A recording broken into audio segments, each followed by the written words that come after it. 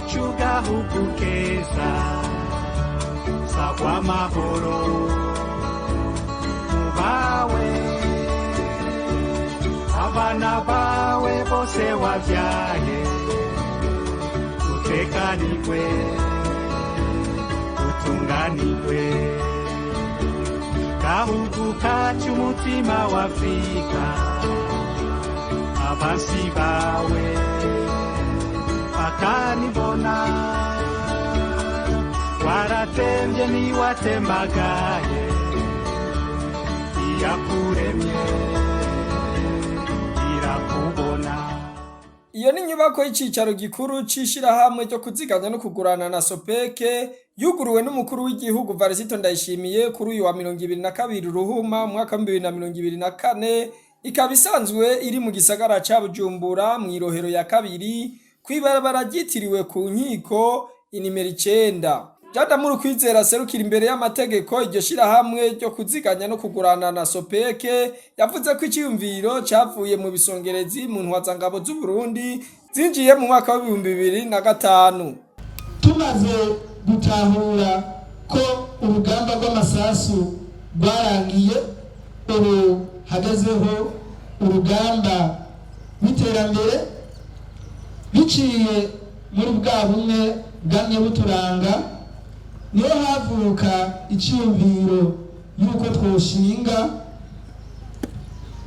ishirahamwe ryo kuziganya no kuguranana.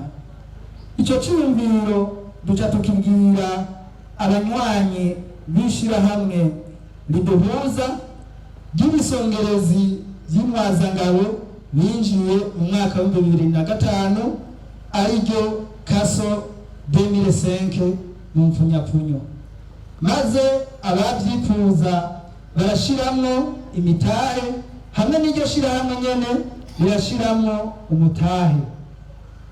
Uyu mugambi ukaba umaze kuronsa akazi abantu barenga 60 ndetse no kuronsa ingurane abatari bake bari mu migwi yose kugira baje kurangura imigambi ibateza imbere.